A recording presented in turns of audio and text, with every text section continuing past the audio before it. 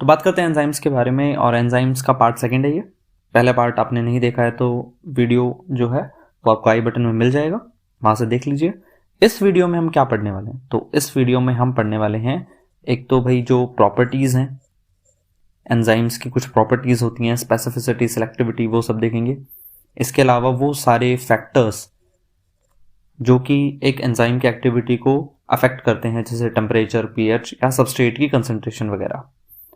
फिर हम क्लासिफिकेशन भी देखेंगे इसी वीडियो में। क्लासिफिकेशन में 6 क्लासेस हमें पढ़नी है, और हम ये भी देखेंगे कि कोफैक्टर क्या चीज़ होती है। तो इस तरीके से पूरा लेक्चर जो है हम आगे बढ़ाएंगे। तो सबसे पहले हम क्या पढ़ेंगे, सबसे पहले हम पढ़ेंगे कोफैक्टर्स के बारे में। कोफैक्टर्स देखेंगे, फिर हम क्लासिफिकेशन देखेंगे, फिर फैक्टर, और लास्ट में प्रॉपर्टीज हम देखेंगे। तो कोफैक्टर क्या चीज़ होती है, देखो अगर मैं एंजाइम्स के बारे में आपको बताऊं तो जो एंजाइम्स होते हैं ना, वो एंजाइम्स 2 टाइप के होते हैं on the basis of their structure. एक तो होते हैं सिंपल। सिंपल का मतलब है कि सिर्फ और सिर्फ उनके अंदर क्या होगा, प्रोटीन होगा।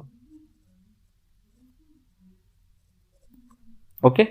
और एक कैटेगरी है कॉन्जुगेट एंजाइम्स की। कॉन्जुगेट जो एंजाइम्स होते हैं उनमें क्या होता है, प्रोटीन के साथ में और भी पार्ट होता है। ठीक है, तो कॉन्जुगेट जो एंजाइम्स होते हैं उन्हें होलोज एंजाइम बोला जाता है। ओके। ज्यादातर एंजाइम जो आप पढ़ते हो डाइजेशन वाले टॉपिक में ना, वो जैसे पैक्सिन वगैरह, ट्रिप्सिन वगैरह, सब सिंपल के एग्जाम्पल होते हैं। हमें इस चैप्टर में जो पढ़ने हैं वो कॉन्जुगेट पढ़ने हैं। अच्छा, कॉन्जुगेट के अंदर क्या चीजें होती है, तो सबसे सिंपल अगर मैं लैंग्वेज में बोलूं तो कॉन्जुगेट के अंदर भाई 2 पार्ट होते हैं। क्या क्या होता है कॉन्जुगेट के अंदर, एक तो होता है प्रोटीन वाला पार्ट, यानी एंजाइम में एक प्रोटीन है। ठीक है, उस एंजाइम में प्रोटीन के अलावा नॉन प्रोटीन पार्ट भी है, मतलब केमिकली वो प्रोटीन नहीं है, कुछ और है। ठीक है, प्रोटीन पार्ट को तो मैं बोलता हूं एपोएंजाइम, और नॉन प्रोटीन पार्ट को मैं बोलता हूं कोफैक्टर। ओके। अब कोफैक्टर आपको पता चल गया कि नॉन प्रोटीन होता है, लेकिन नॉन प्रोटीन में भी तरीके तरीके के कंपाउंड्स होते हैं। किस तरीके के होते हैं, तो कोफैक्टर की अगर मैं बात बोलूं तो कोफैक्टर के अंदर हमें 3 टाइप के कोफैक्टर पढ़ने होते हैं। और ये 3 टाइप के कोफैक्टर कौन कौन से हैं, एक तो है भाई ऐसे कंपाउंड जो कि ऑर्गेनिक हैं। ठीक है, फिर आते हैं ऐसे कंपाउंड जो कि मेटल आयंस हैं, यानी कोई मेटल है वो जो है एंजाइम के साथ में जुड़कर काम कर रहा है। और फिर आते हैं prosthetic group. Okay. Organic compound अगर है तो उसके लिए हम स्पेसिफिकली नाम यूज करते हैं कोएंजाइम। ओके। मेटल आयंस है। प्रोस्थेटिक ग्रुप में क्या होता है, प्रोस्थेटिक ग्रुप के अंदर ऑर्गेनिक और इनऑर्गेनिक दोनों ही प्रेजेंट होते हैं। मेटल आयंस क्या है, इनऑर्गेनिक है। ओके। अब मुझे फर्क अगर पता करना हो कि भाई प्रोस्थेटिक ग्रुप और ऑर्गेनिक कंपाउंड या मेटल आयंस, देखो अगर मैंने बोला कि इनऑर्गेनिक है तो मेटल आयंस होगा या प्रोस्थेटिक ग्रुप होगा, मुझे कैसे पता चलेगा। मैंने बोला कि कोएंजाइम है, ऑर्गेनिक कंपाउंड है, तो वो कोएंजाइम होगा या प्रोस्थेटिक ग्रुप होगा, मुझे कैसे पता चलेगा, क्योंकि प्रोस्थेटिक ग्रुप के अंदर तो ये दोनों ही मौजूद होते हैं। ठीक है, तो यहां पे आता है कंसेप्ट लूज बाइंडिंग और यहां पे टाइट बाइंडिंग का। देखो लूज का मतलब क्या है, ये लूजली अटैच होते हैं। मेटल आयन जो होते हैं ये भी लूज अटैचमेंट शो करते हैं। अभी लूज अटैचमेंट का मतलब क्या है, मान लो कि ये एंजाइम है, इस एंजाइम से अभी कोएंजाइम जो है वो अटैच्ड नहीं है। जब ये फंक्शन परफॉर्म करेगा तब जो है ये कोएंजाइम जो है एंजाइम से अटैच होगा। सेम मेटल आयंस के साथ है, जब एंजाइम फंक्शन करता है तब वो आकर जुड़ता है, नहीं तो अलग रहता है। इसे बोलते हैं लूज अटैचमेंट। ठीक है भाई, तो इसमें लूज अटैचमेंट होती है किस किस के बीच में? कोएंजाइम के बीच में और एपोएंजाइम के बीच में। मेटल आयंस में भी लूज अटैचमेंट होती है। मेटल आयंस तभी आके जुड़ेगा जब एंजाइम काम कर रहा होगा। एनसीईआरटी लिखती है कि ये तभी अटैच होते हैं जब एंजाइम ट्रांजिएंट स्टेट में होता है। ठीक है, इन दोनों से उल्टा प्रोस्थेटिक ग्रुप जो है वो टाइटली अटैच होता है, यानी एपोएंजाइम के साथ में प्रोस्थेटिक ग्रुप जो है वो टाइटली अटैच होगा। अब टाइटली अटैच का मतलब ये है कि एंजाइम चाहे ट्रांजिएंट स्टेट में हो या ना हो, वो इनएक्टिव हो एक्टिव हो, आपको प्रोस्थेटिक ग्रुप तो अटैच उसके साथ में मिलेगा ही मिलेगा। तो ऐसे ऑर्गेनिक या इनऑर्गेनिक कंपाउंड जो कि परमानेंटली उस एंजाइम के साथ में अटैच्ड हैं, मतलब वो कहलाएंगे प्रोस्थेटिक ग्रुप। ठीक है, एनसीईआरटी में जो पहली लाइन दे रखी है प्रोस्थेटिक ग्रुप को समझाते हुए, उसमें उन्होंने सिर्फ ऑर्गेनिक कंपाउंड के बारे में बात करी है। आप ऑर्गेनिक और इनऑर्गेनिक दोनों को ही क्या करोगे, याद करोगे। ठीक है, अब एग्जाम्पल्स देख लेते हैं क्योंकि इनके एग्जाम्पल्स से आते हैं क्वेश्चंस। तो एग्जाम्पल की बात करते हैं सबसे पहले कोएंजाइम। ठीक है, इसके बहुत सारे एग्जाम्पल हैं, जैसे कि NAD पॉजिटिव आपने पढ़ा होगा, NADP पढ़ा होगा, इसके अलावा FAD पढ़ा होगा,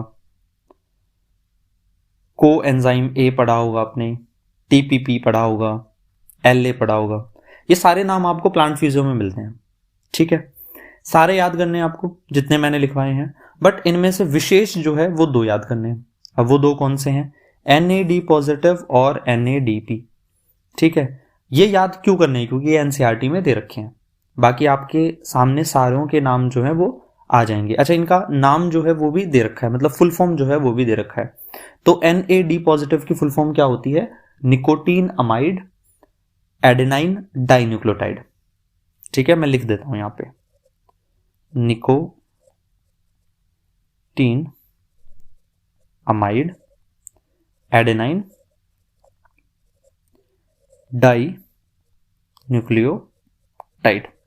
इसका स्ट्रक्चर अगर आपने को समझना हो तो देखो, ऐसे निकोटीन अमाइड है, इससे एक एडिनोसिन मोनोफॉस्फेट जुड़ा है, दूसरा एडिनोसिन मोनोफॉस्फेट जुड़ा है, तो एडेनाइन के 2 न्यूक्लियोटाइड यहां पे अटैच है। ये क्या बन गया? NAD बन गया।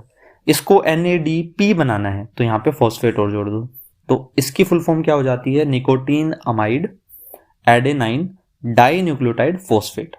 और इसी से हाइड्रोजन और जोड़ दोगे ना तो ये बन जाएगा NADPH2, जो कि आपने प्लांट फिजियो में जरूर पढ़ा होगा। ठीक है, चलिए तो बात करते हैं, वापस लेक्चर पे आते हैं।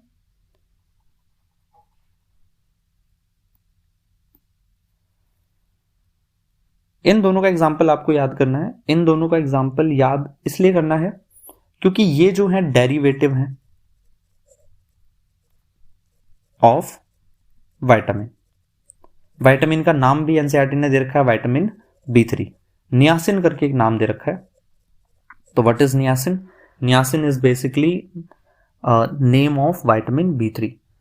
जितने भी कोएंजाइम्स होते हैं वो मोस्टली किसी विटामिन को चेंज कर कर बनाए जाते हैं बॉडी के अंदर। ठीक है, तो ये डेरिवेटिव ऑफ विटामिन्स होते हैं। इसके अलावा FAD है, FAD की फुल फॉर्म होती है flavin adenine dinucleotide. Coenzyme A, TPP की फुल फॉर्म है थाइमीन पायरोफॉस्फेट। LA की फुल फॉर्म है लिपोइक एसिड। ये सारे आपको प्लांट फिजियो के अंदर एंजाइम के साथ में काम करते हुए दिखेंगे। ठीक है, फिर आते हैं मेटल आयंस के बारे में। मेटल आयंस में आपको 3 एग्जाम्पल जो हैं वो याद करने हैं। एक तो जिंक। जिंक जो है कई एंजाइम्स के साथ में अटैच होकर काम करता है। एंजाइम्स के नाम अगर आप याद करें तो बहुत अच्छा होगा। कार्बोक्सी पेप्टाइडेज एक एंजाइम है, कार्बोनिक एनहाइड्रेज जो कि आपको ह्यूमन फ्यूजियो में ये नाम देखने को मिलता है। बेसिकली RBC के अंदर वाटर और कार्बन डाइऑक्साइड की रिएक्शन करवाकर कार्बोनिक एसिड बनाने का काम करता है। Alcohol dehydrogenase. ठीक है, मैग्नीशियम 2 पॉजिटिव की अगर मैं बात करूं तो मैग्नीशियम 2 पॉजिटिव एंजाइम है जैसे पेप्केज, एंजाइम है हेक्सोकाइनेज, एंजाइम है रुबिस्को, एंजाइम है पायरुवेट डिहाइड्रोजिनेज। ये कुछ एंजाइम ऐसे हैं जिनको मैग्नीशियम 2 पॉजिटिव आयन जो है वो एक्शन करने के लिए जरूरी होता है। ठीक है, मैग्नीज भी जो है वो आप याद कर सकते हैं, जैसे कि नाइट्रोजिनेज जो एंजाइम है उसको काम करने के लिए मैग्नीज, मॉलिबेडनम इनकी जरूरत पड़ती है। तो ये कुछ एंजाइम तो आप याद रखेंगे। प्रोस्थेटिक ग्रुप की बात करते हैं। प्रोस्थेटिक ग्रुप का एग्जांपल इन्होंने बोल रखा है कि भाई हीम पार्ट, हीम क्या होता है, प्रोस्थेटिक ग्रुप होता है, और हीम में क्या होता है, आयरन होता है। ठीक है, हीम जो है वो एक प्रोस्थेटिक ग्रुप है, एंजाइम के साथ में अटैच्ड होता है। एंजाइम का नाम भी आप ध्यान से याद करेंगे, परऑक्सीडेज, और एक और एंजाइम है कैटालेज। इन दोनों एंजाइम के साथ अटैच होता है हीम ग्रुप, जो कि प्रोस्थेटिक ग्रुप का काम करता है। ओके, परऑक्सीडेज का फंक्शन भी एनसीईआरटी ने दे रखा है। परऑक्सीडेज का फंक्शन क्या होता है, H2O2 नाम का एक कंपाउंड होता है जिसे हम बोलते हैं परऑक्साइड। ठीक है, हाइड्रोजन परऑक्साइड। अब ये जो है बेसिकली इसे जब तोड़ा जाए तो वाटर बनता है और ऑक्सीजन बनता है, तो ये रिएक्शन करवाने वाला एंजाइम परऑक्सीडेज होता है। ओके, प्रोस्थेटिक ग्रुप को काम करने के लिए, मेटल आयंस को काम करने के लिए, को एंजाइम को काम करने के लिए अटैच होना पड़ेगा एंजाइम से। आपने सिंपल सा एक कंसेप्ट पहले पिछले वीडियो में पढ़ा होगा कि एंजाइम के पास में क्या होती है, एक्टिव साइट होती है, जहां से आकर सबस्ट्रेट जो है वो अटैच होगा। अब आपका सवाल ये हो सकता है कि भाई ये जो को एंजाइम है, मेटल आयंस है या प्रोस्थेटिक ग्रुप है, ये कहाँ अटैच होगा। ठीक है, ये भी तो एंजाइम में कहीं ना कहीं अटैच हो रहे होंगे, तो ये कहाँ पे अटैच होते हैं, तो ये भी कहाँ अटैच होते हैं बच्चे, ये भी एक्टिव साइट पे ही अटैच होते हैं। तो को फैक्टर की जो जगह होती है एंजाइम पे अटैच होने की, वो भी क्या होती है, एक्टिव साइट ही होती है। तो को factor attach eight active site. ठीक है, और एक्टिव साइट पे ही सबस्ट्रेट जो है वो भी अटैच होता है। तो एंजाइम्स के बारे में को फैक्टर से रिलेटेड जितना एंजाइम के पॉइंट, एग्जाम के पॉइंट ऑफ व्यू से इंपॉर्टेंट है, उतना सारा अभी तक हमने देख लिया है। आप इसको अच्छी तरीके से लिखें और याद करें। इसके बाद में जो हमें पढ़ना है वो पढ़ना है क्लासिफिकेशन ऑफ एंजाइम।